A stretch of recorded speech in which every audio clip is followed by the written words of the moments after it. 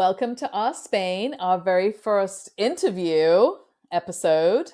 And hi, Right. Gaetano, how's it going? Hi, Tanya. This is so exciting. I know. So I mean, I'm exciting. glad you mentioned it's our first interview because I'm wondering if we're going to have to come up with a new opener for interview Oh shows, my right? gosh. Right. Before we do our intro for the interview, you have an Ask Spain, perhaps, to I start? do have an Spain, and I'm going to say this. My kids laughed at me when this after it happened, and I I'm was telling sorry. them I got an Spain moment. This was my Spain moment for the next show, and they like literally rolled their eyes at me. But they are teenagers, so they roll their eyes at everything. Love you, girls. I'm sorry. Did I also not roll my eyes at you? I don't know. My Maybe. video's not working. Okay. So well, we went to the IVAM Modern Art Museum, Hmm. and we took in the modern art. Beautiful museum. They have great exhibits going on right now. Was a wonderful. I got the kids out of the house to do something cultural, which was That's a reason why we amazing. moved to Europe as well, right? And um, so we were done. I was like, I want to just pop into the gift shop just to look around at you never know when you Hmm. want a new coffee table art book.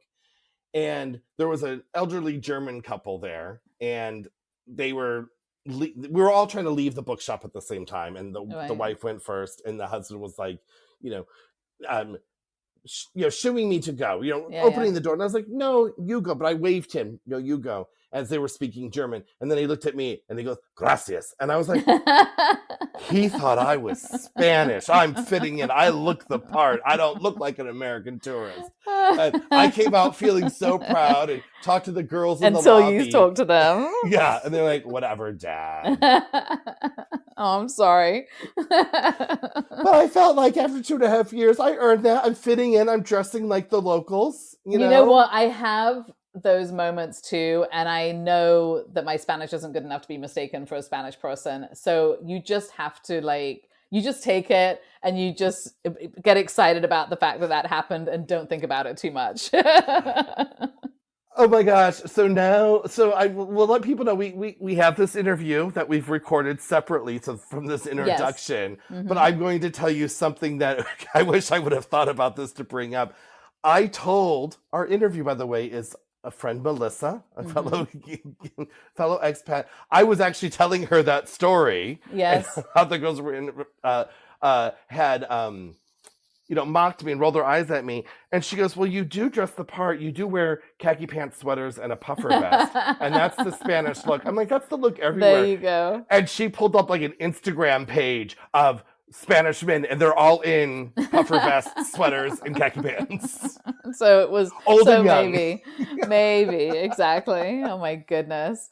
Yeah, so we did start, just so that everybody knows, as it's our first interview, we started with a friend because we needed to make sure that we had a very, very patient, lovely person that would sit through technical problems. And we did have some, so it We was did very have some. good. Even though we thought we had everything squared away, right? Right. We knew everything that was going on, everything was great. And of course, you hit a technical glitch. So she was very patient and lovely. And that was the reason why we started with her. And we think that you will very much enjoy what she has to offer because it's another point of view of an expat experience. And then we will be moving on to sort of other people that we find Other interesting. people that may have businesses, other Hmm. expats just have interesting things about their life. They want to share different perspectives. Yeah, So we are open for business now in exactly. 2026. We are growing the show in new ways. Exactly. And in the meantime, enjoy this interview. Hi, Melissa. How are you doing? I'm great. How are you doing? I'm good. Welcome to our show. You're our guinea pig. Welcome. Tanya, say hi. Hi, welcome. This is our first foray into three people. So we'll see how it goes. This is very I'm exciting. excited.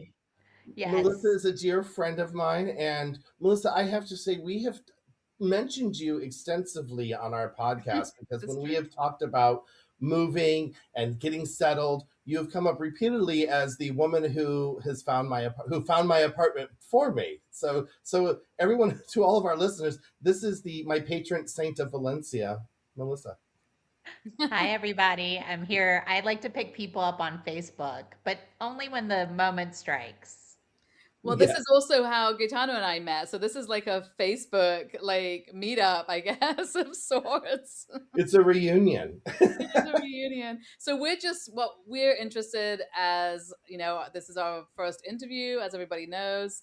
We thought it would be great to start with you because you are sort of like us. You moved here, you have reasons why you moved, and just another person of how things are going and things that you've done. So I don't know, Gaetano, if you want to start with some questions and get Well, going. I think what's great about having you here, Melissa, and again, thank you for coming and being our guinea pig.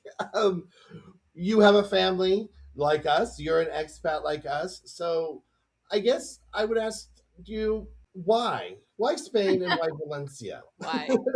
Like how did you end up here? We know how we ended up here. So how did you end up here?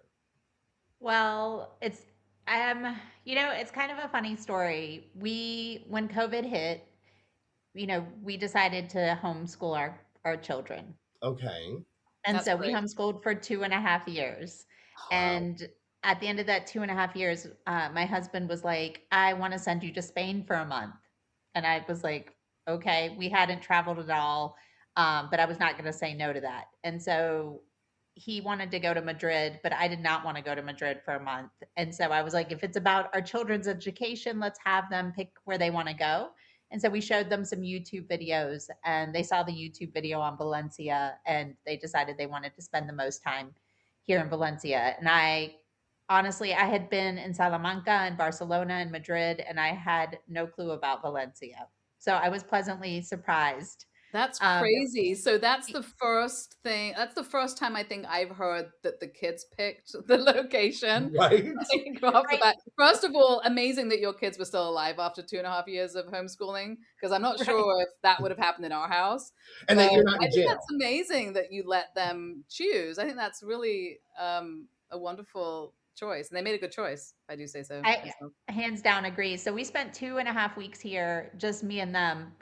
My husband came 2 days before we were leaving to go to Barcelona. And so I think it was just a really great experience because we got to walk the whole city. We did everything as tourists. And Hmm. my two takeaways, the biggest things that I noticed was that everybody had dogs and there Hmm. were lots of baby carriages. So to me, just in observing from a tourist perspective, I just thought this place is really neat, right? Like Yeah. people Right. love animals and babies. Like what more can you ask for? And then on our way back home to the United States, my husband asked at that point, like, how do you feel about moving to Europe? He sprung it on me. It was a complete Hmm. and total, Oh, so uh, this wasn't even a scouting trip. That, to your knowledge, this was we're just gonna go. My lovely husband sending us to Europe for a fun month, and yeah, he said he didn't tell me that what his intentions were because he knew I would have approached it differently. And he's right. I would have totally looked at life in a different way. And so yeah, it was really neat. But it was also really hard when he said, "Do you want to move to Europe?" Because where we're from, that's where my husband was born, and I pretty much lived there my whole life. And so we had Mhm. really deep roots and a huge community of people. But when it was time to start looking at schools and where our girls were going to go to school, we just were not really excited with the options. Mhm. Um, Yeah. and then so Well, it just made a lot of sense for us to move to Spain. And I'm originally from Bolivia, so I have applied for citizenship. We're in the process of, and by process we have put in the applications, and now we're just patiently waiting. Right. Uh, that's also a bonus, I think. But also, what was it like? Because I think both Gaetano and I, when we moved, I don't know. I'm from England originally. I don't have any family in the States. We didn't really, and I think Gaetano not huge connections in the States, other than obviously friends. Was Right. it Yeah. much Both my more parents have passed difficult? away. Yeah. Was it much more difficult to as of a decision? Because I see people struggling with that more. It's like you're actually leaving family there. It's like that's harder, I guess. Yeah, I'm a single or an only child. So my mom is still alive and we gave her the option of staying back in the United States, but all in all, it wasn't really much of a choice because Right. Mhm. I have the 2 grandchildren and I'm the only child, and so So, but that's nice that so she had the, not everybody wants to travel, right? So, yeah. and I get it, like, it was really hard for my mom to make the move. I mean, being retired age, it was just incredibly difficult, but she knew that we were doing it for our children because we wanted Mhm. them to have a better education and a better quality of life. Mhm. So yeah, that was a really difficult thing. My husband, he has a few family members, but all in all, like we don't have a ton of family, so that part wasn't difficult. And the fact that the girls had not been in school, they didn't have those kinds of friendships. We have friends, but not those kinds of, school friends. Yeah, the So it was school just this friendships are quite strong, aren't they? Yeah. Mhm. yes, that would make it a lot harder. So we knew it was either do it then or we were going to miss our opportunity to do it. We got Um, really lucky because like Zena's best friend at the time was in the military and they got papers to move at the exact same time that we moved. So they moved to Japan, we moved over here, and it was like such great timing from that point of view that just yeah, otherwise I think it would have been a lot tougher probably as well. I hate to be a agreed. smartass, but I think you want to clarify that her parents was in the military, not the actual Yes. child. Sorry. Well, I think if you might feel like you're all in the military if you're in a military family that keeps moving, but yes, you are correct. Right. They had to move also. So yeah, thank you for correcting that. So how were your daughters? So we've heard about you. It was sprung on you, but it was sprung on your daughters too. Were they like gung ho? Did it take convincing? Did it like how did you get them for it?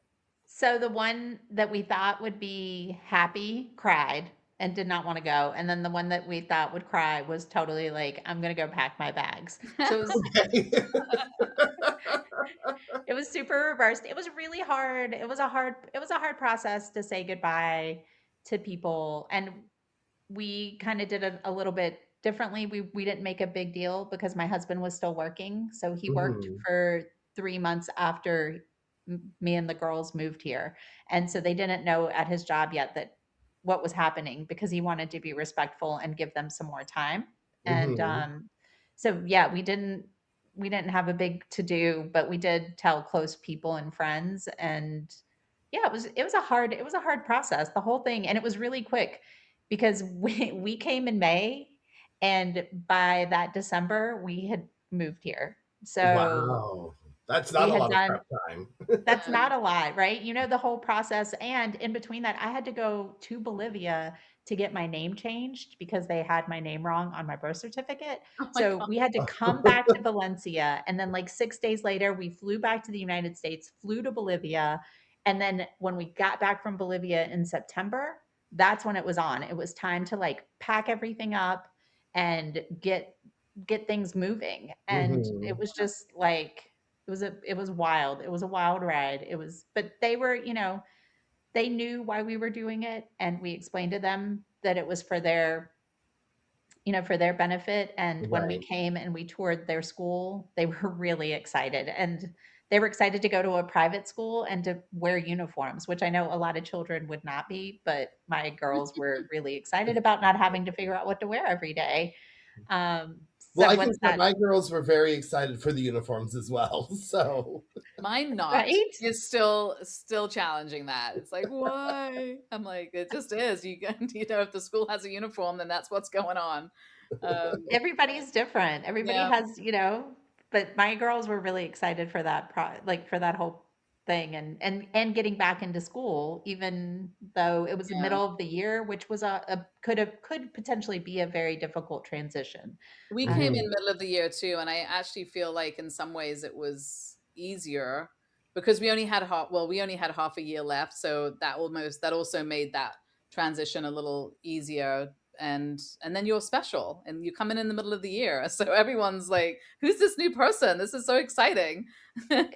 And it does, if Exactly. you come in the middle of the year, it does limit school choice because you just call around and see who actually has availability now. So then you have a better picture too. You're like, well, we'll Yeah, apply, we'll say yes to these ones, right?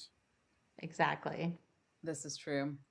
So Melissa, since we've met, and I think we bond on is also the beauty of the city and everything. But you are actually an artist. Like you actually are still pursuing artistic endeavors.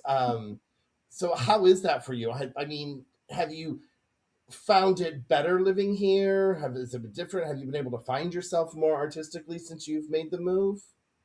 Yes, most definitely. I am an interior designer by trade, and that's what Okay. I did back in the United States. And so by moving to Spain, I originally thought I was going to continue being an interior designer, working as an interior designer when I am able to work. But Hmm. I've noticed that it's different here than it is in the United States. And so as a result, since I'm not working right now, I started taking classes and just started at a studio where it's called the Club of the Notebook, Okay. and it's a really cool school. And so you go for 2 hours once a week, and they give you all these different exercises. You use all these different mediums. And that was kind of my intro back into drawing because I Okay. hadn't done that for many years. I also I love sewing. I used to have a sewing business back in the United States as well, and I brought my sewing machine and all my fabrics, Oh, and thought that that's something else I was going to continue to do while I was here in Spain. But we're limited on space here in the United States. I had an entire basement studio, and here the apartments are small, and Right. yeah, they all my definitely fabric is are. yeah, it's just tight. It's just a different way of living. So it hasn't quite worked out the way that I wanted. And so I've slowly transitioned into doing more drawing and painting. And I've seen that grow. Like that has been just this growing exponentially for me. And it's not something I intended to do. It's just something that I like to fill up my time with Hmm. things and activities. And I think that's something here in Spain. We all like one thing I've noticed is people really take their hobbies seriously, and people have a lot of flexibility in their schedule. And so you'll Uh-huh. meet people in your classes of all different ages. Some are working, some are not, some are retired, and they're doing all kinds of different things. So Now, in that's a your great way class to that meet you're, people. excuse me, but I'm sorry for interrupting you. No In worries. the class that you're taking, is it filled with a lot of expats or is it mostly Spaniards? Like, how are you? We're about a quarter of expats at this point. And so now they sit us all at the same table so that we can all speak English to each other. That's good. However, it's been really good because the instructors, they speak Spanish, but they're learning English. And then a Right. lot of the expats are trying to learn Spanish. And so they it's like this mutual thing. Yeah, Everybody kind of helps everybody out uh, with the language the while language. we're doing Yeah. I our think you classes. made a good point about the difference. I think a lot of people move to Spain because the dream of that lifestyle, the more relaxed lifestyle, but often people are coming with their American jobs, which a lot of people have to, and you don't get that, right? Yeah. So if you can come over and really get into the Spanish culture, then you can absolutely, that is much more how things are here, which is that people do have time to do these things and have a job and a family because it is, there's a value for that here. And I think it's that's a very interesting point, that it's whether or not you will, when people move, if they'll be in a position to take advantage of that. But even if you don't, you feel it, right? You feel the fact that people are more relaxed overall, which it eventually gets you by osmosis a little bit, I think. Right. when you I agree. I mentioned think that when you mentioned that the um that it was different here, was that for the interior design? Was there something about the interior design that was different, or just creativity and learning and work in general? Or the business well, itself. Yeah. I think probably the business aspect, but also the fact that here, at least in Valencia, because the weather's so nice, people tend to live outside. Mm. And culturally speaking, Valencians they only invite family and friends generally, or like really close family and friends into their apartments. So I don't know that Hmm. it's like interior design is that important for them. It's Oh, just design is not a big deal, which is fine because everybody's meeting outside at restaurants and bars and hanging out at parks and things like that. So Interesting. yeah, and there's just not as many furniture stores, I guess. I mean, there are furniture yeah. stores. Don't get me wrong. They're like that.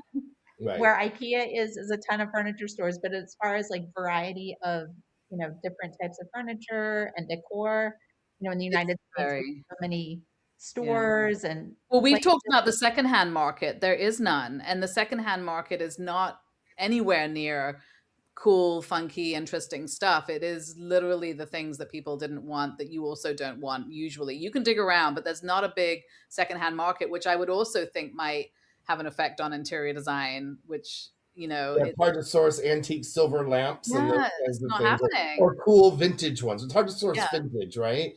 Um, Yeah, you can't vintage here unless you buy it new.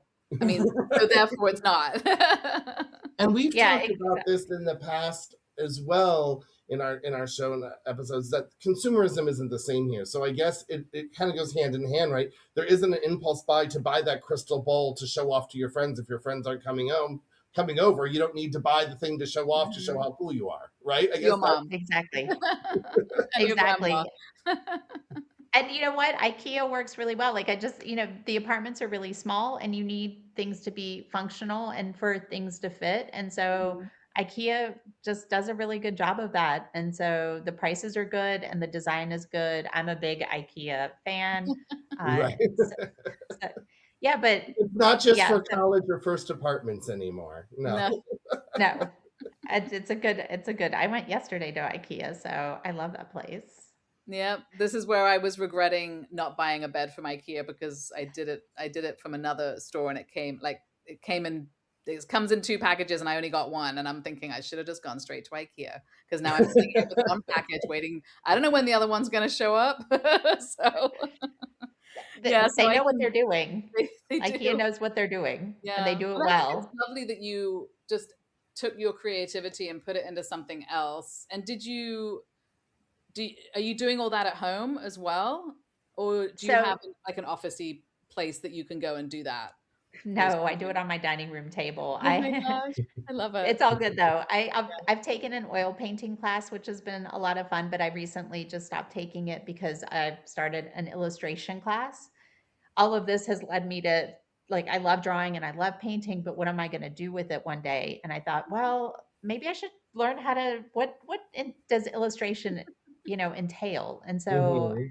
that's been a really great class as well. It's legit. Like, apparently, after you finish this class, they give you a certificate. So if you were to go to the university, you have the certificate saying that you completed. So I'm not sure what that means exactly because I'm not trying to go to the university. But again, it's a mix of like students. We have adult students. We have uh, I guess, high schoolers who are getting ready to graduate who want to test.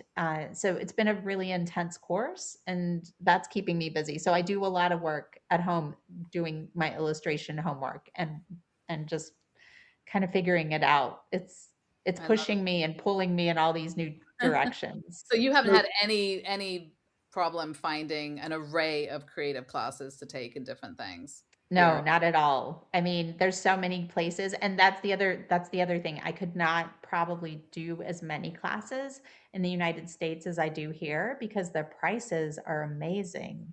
Right. right. The value that you're getting. So I can take multiple classes. It's almost like I'm back in university. That's actually how I'm treating it because I'm taking three classes now, and the other one is a creativity workshop. And yeah, it's just feasible. It's possible, and one class is 3 hours, the other's 2 hours, and then the other one's 2 hours long.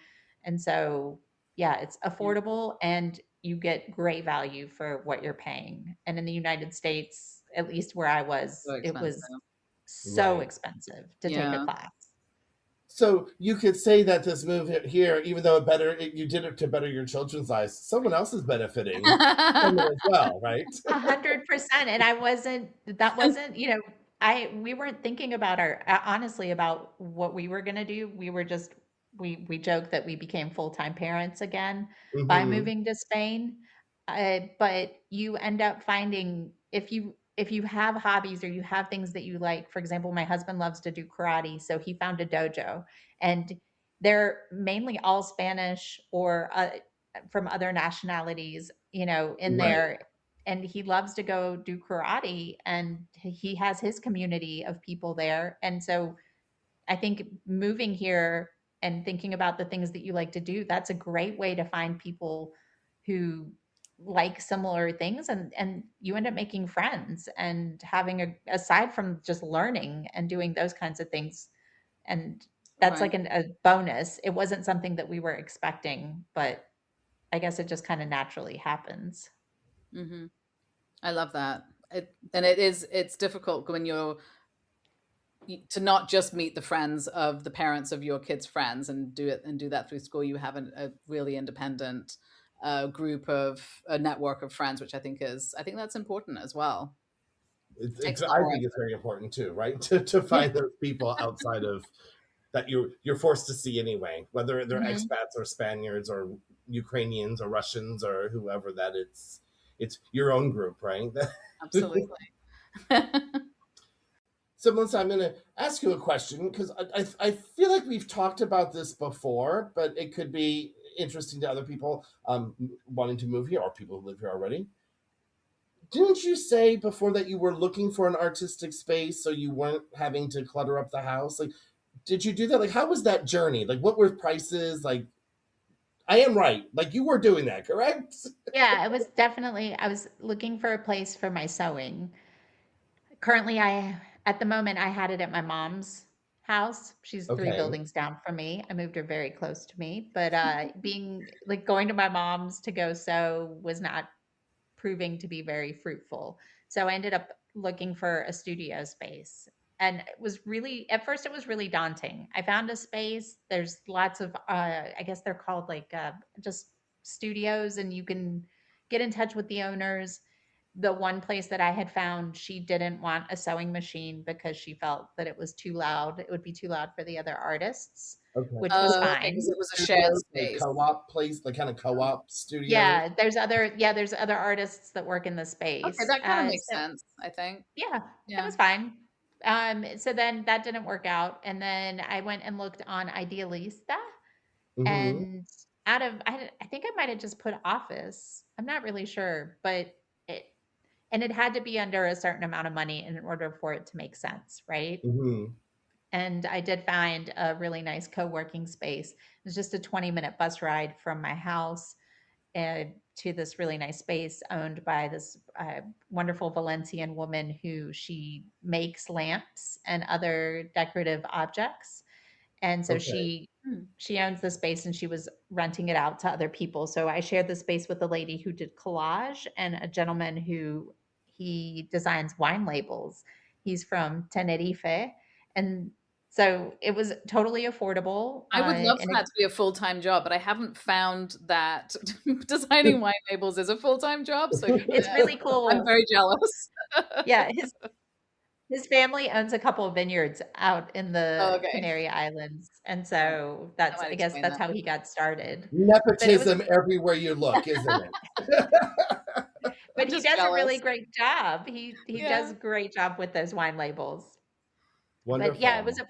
it was a really great experience because that's where I would go and practice my Spanish was with the Mhm. both of them. They, and making connections and again, getting embedded into the community and getting to know them. And so I guess maybe at the end of this last summer, I ended up moving out of the space because it was becoming more of an obligation, the feeling the Mm-hmm. need to have to go. And by getting rid of the space and bringing things back into I brought my sewing machine back into my space and the fabrics back to my mom's. It opened up space for me to continue to explore other parts of my art and things that I Mm-hmm. want to do. But I still am friends with them and we still get together and have lunch. Oh, that's And wonderful. yeah, so it was a really good experience. And I would highly recommend there's lots of those opportunities and spaces available for artists and potential makers who are looking to move to Valencia.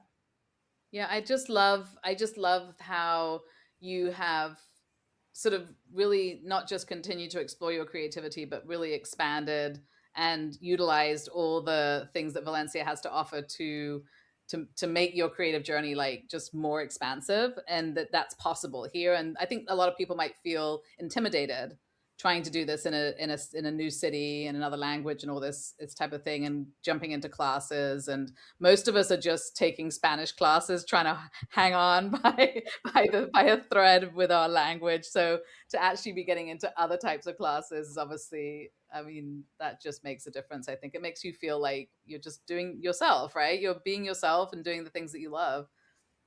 I will say it's important when for people who are moving here to give themselves grace, as in Hmm. there's this going to be this time period of transition, and it can be up to a year to 2 years. Mhm. Honestly, the first year you're just kind of looking around in disbelief that you're even here.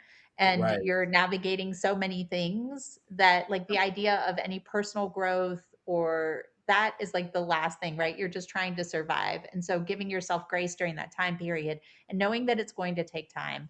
And I Mhm. don't think that I fully committed to kind of the creative path that I'm on until like probably a year ago. And we just started our third year. So, Yeah. you know, just for people to remember, you just don't move here and jump in. It just takes time, and give yourself that time to get your bearings and to understand, the lay of the land. But when you're ready, know that there's all these things here and it's affordable and it's available to you. And the Valencians are so incredibly patient and kind, and they don't mind so much if you don't speak perfect Spanish. They're usually really willing to help you. Mhm. And yeah, I have found this to be a wonderful, hard yet wonderful experience. You, Definitely. you you bring up something wonderful in what you just said there, that you see a lot in these forums and these Facebook groups and of the expats and stuff, that I see it come up a lot, that people, when their honeymoon period is over, they get homesick and a lot of people move back. But you bring up something great that maybe people don't even think about, is when you're starting to feel that honeymoon wear off, right? Because it is now life, that it's now the time to build yourself again, right? To find out what, to explore yourself in this new home. I think that's wonderful. What a great thing, I think, for people to Right. remember, that, if you're feeling lost or you're hunting, you're like, why am I here? Then you go explore more. It's not about restaurants. It's about finding a class. It's about meeting other people outside of the safety net of expat moms and dads, or whatever you moved here with, or Yeah, but also to that point, you could have that feeling where you were at some, yes. I mean, you don't have to move to another country to have that feeling. So I think what you've brought up is very interesting on many levels, because I think somebody that's been living in the same place could have that feeling and could use that advice as well. You've got to get Yes. out there and do things for yourself sometimes. And I know especially as a parent, that can feel overwhelming and impossible to do, for sure. Mhm. But there is a point and there are moments that you can do that, whether you've moved to a new country or whether you're just coming out of the infant years of having kids, or whatever it is, coming out of a marriage. I don't know, whatever it is that's happening to you, you can have that feeling of like, and I think that that's really good advice all around, I think. You Well, know we're what? You always can't change. You can't change your life unless you change your life. You know what I mean? Well, and that's exactly what I was gonna say, is that we're always changing. We Hmm. are always Right. changing, and when you make such a dramatic move from one country to another, you are going to change, right? Just by Yeah. the nature of the Right. action of physically moving, you will become a different person. And so giving yourself time to explore what this new person in this new place wants to be and who they, it's a wonderful opportunity if you see it as such, right? Right. And I think it's important to, I still maintain a lot of my relationships with the people back home. That's really important. When I say back home, back from where I came from, but honestly, Mhm. Valencia is now my home. And I'm grateful for those relationships and those friendships that I've made here. Right. And I I think always my say you network have of multiple homes. You Yes, can have as exactly, many and this homes as you network want. of people that I've met, like, my connections now span the globe, Yeah. and, it's just incredible. You know, I would do it all over again, and I'm excited to see kind of what happens and where I'm headed with, all of my creative output and what I'm trying to do now that I'm here in Valencia. Us too. Can't wait to see. Yeah. And on that note, I do think we have maybe come to the end of the interview, and we want to thank you so much for not just being here, but being so open about the journey of being here and your creative journey and everything. So thank you. Thank you for Thank having you, me. It's been a lot Melissa. of fun. All right. Bye. Well, that's the end of our first interview. We hope you all enjoyed it. That was very fun. I loved it. I think she was delightful, as we knew she would be. So hopefully we lived up to her expectations as well, and we hope everyone enjoyed the interview and maybe learned something. And thank you, Melissa, wherever you are, for doing the interview with us. Yes, absolutely. Until next time, we will see you again. Hasta luego. Hasta luego. Thank you for listening to Our Spain Poco a Poco. Since you love us so much, please do go on to our social media and follow us and like us and subscribe where you're listening, because it really does help us to grow and stick around and do what we are very much enjoying doing. And, give us a shout out on the social medias. Give us a comment on what you would like to hear us talk about. I mean, we like to hear ourselves speak, but we do want to make this, informative for our listeners. Absolutely, yeah. You can comment on one of our posts, or you can send us a message through our Spain Facebook page or Instagram. So we would love to hear from you. Yes, we would. Till the next episode.